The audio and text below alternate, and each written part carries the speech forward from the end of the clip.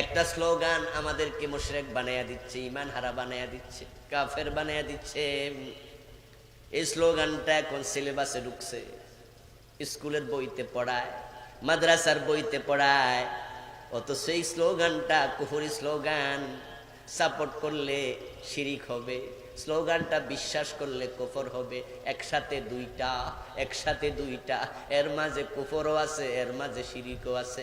এই স্লোগানটা আজ থেকে 30 বছর আগে বাংলাদেশে ছিল না, এটা কেউ জানতো না। শয়তান একজন নেত্রী, একজন নেতার কানের মাঝে প্রস্রাব করার মতো ঢুকাইয়া দিছে। শয়তান মানুষের কানে প্রস্রাব করে, এই প্রস্রাব হাতে লাগে না। রাসূলুল্লাহকে প্রশ্ন করা হলো, ইয়া রাসূল, আমি তো ফজরের নামাজের সময় ঘুম থেকে উঠতে পারিনি। আল্লাহর হাবিব বলেন, কেমনে উঠবি, তোর কানে শয়তান প্রস্রাব করেছে। শয়তান মানুষের কানে প্রস্রাব করে, শয়তান মানুষের রক্তে রক্তে চলাচল করে। শয়তান মানুষ ঘুমাইলে নাকের নাসারানদের এখানে এসে বসে কুমন্ত্রণা দেয়। শয়তান মানুষের কলবের চারপাশে গাপটি মেরে বসে থাকে। রাসূল এগুলো বলেছেন, কিন্তু আমরা তো শয়তানকে দেখি না। আমাদের চোখ বিশ্বাস করব নাকি রাসূলের কথা বিশ্বাস করব? চোখে তো কত কিছুই দেখবেন না। এই যে আপনারা এখানে বসে আছেন, বেঁচে থাকার জন্য অক্সিজেন দরকার আছে না নাই? কথা বলেন ভাইরা, এখানে অক্সিজেন আছে না নাই? দেখছেন? কে কে হাত তোলা দেন। দেখছেন? তাহলে সবসময় চোখের বিশ্বাস করা যায় না, চোখ অনেক কিছু দেখে না। আশ-শাইতানু জাসিমুন আলা কলবে বানি আদম। রাসূলুল্লাহ বলছেন, শয়তান বনি আদমের কলবের পাশে বসে আছে, আমরা তো দেখলাম না। আশ-শাইতানু ইয়াজরি মিনাল ইনসান মাজরাদ দাম। দেহে রক্ত যেমন চলে, শয়তান রক্তের মতো চলে, আমরা দেখলাম না। শয়তান কানে প্রস্রাব করে, আমরা টের পাইলাম না। আমার রাসূল যেহেতু বলেছেন, আমরা বিশ্বাস করতে সামান্য দেরি করব না। শয়তান কোন এক নেত্রী, কোন এক নেতার কানে প্রস্রাব ডাইলে দিছে, কানের মাঝে আইসা শিখাইয়া দিছে, বলে দিছে, এই স্লোগানটা তুই কইয়া দে। 30 বছর আগে স্লোগানটা ছিল না। ওই শয়তানের শিখানো স্লোগান আমাদের কোন এক নেতা, কোন এক নেত্রী বলছে, টেলিভিশনওয়ালারা খবরে বলছে, এখন পত্রিকাওয়ালারা খবরে লিখছে, এবার অন্য অন্য নেতারাও সেটা বলা শুরু করছে। এটা এক পর্যায়ে সিলেবাসে ঢুকে গেছে। আর যারা বিশ্বাস করছে সবার কাফের হয়ে গেছে, যারা সাপোর্ট করছে সবে মুশরিক হয়ে গেছে। ওই স্লোগানটা হলো, ধর্ম যার যার উৎসব সবার।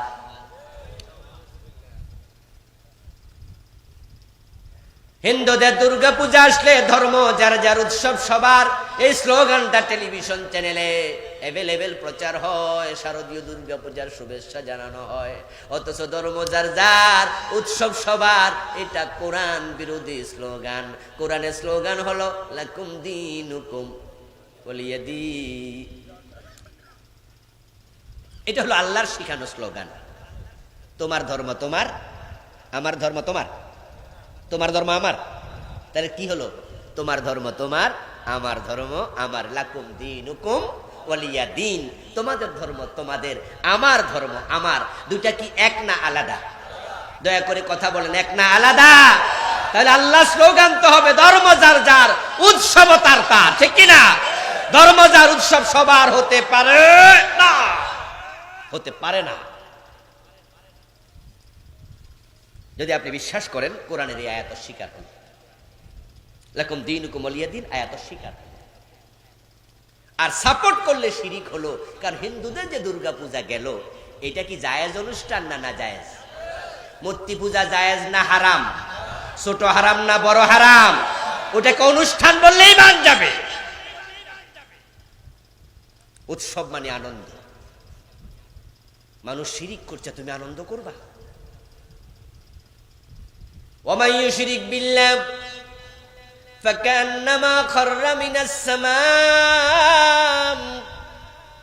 আল্লাহ তাআলা কোরআন মাজিদে বলছেন যে শিরিক করলো সে যেন আসমান থেকে লাফ দিল। আপনাদের এলাকায় কি 5 তলা বিল্ডিং আছে? শহরে তো আছে নাকি? নাকি নাই আপনাদের মতলবে? আচ্ছা, 5 তলা বিল্ডিং এর ছাদ থেকে যদি কেউ লাফ দিতে যায় আর আপনি সেটা দেখেন, আপনি কি আনন্দ করবেন? হাততালি দেবেন? উৎসব বলবেন?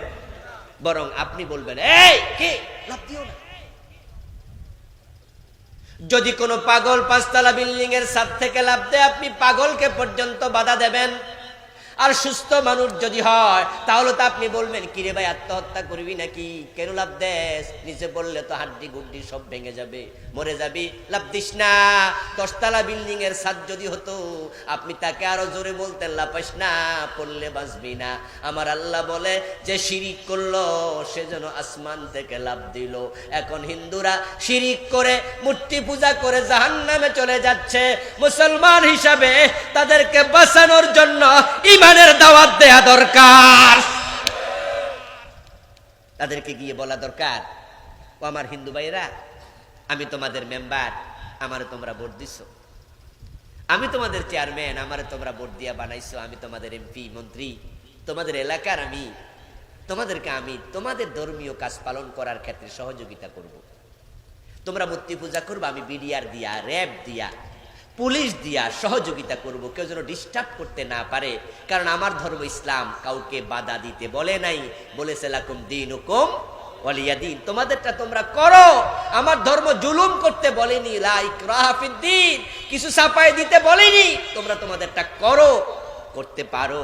তবে একজন মুসলিম হিসাবে আমি তোমাদের কাছে দাওয়াত রেখে যাই, মাটি দিয়ে বানাইয়া মূর্তির কাছে মাথা নত করো না, বরং এই মাটির মালিকের কাছে মাথা নত করো। আমার প্রিয় ভাইয়ারা, আপনি লাকুম দীনুকুম ওয়ালিয়া দিন, আল্লাহরে এত স্বীকার করলে আপনি ইমানদার কেমনে থাকবেন? ইমান তো আপনার থাকবে না। ইমান যাওয়ার জন্য, কাফের হওয়ার জন্য পুরা কোরআন স্বীকার কোনো প্রয়োজন নাই। কোরআন এমন একটা কিতাব, যে ব্যক্তি আর একটা অক্ষর স্বীকার করে তারও ইমান থাকবে না।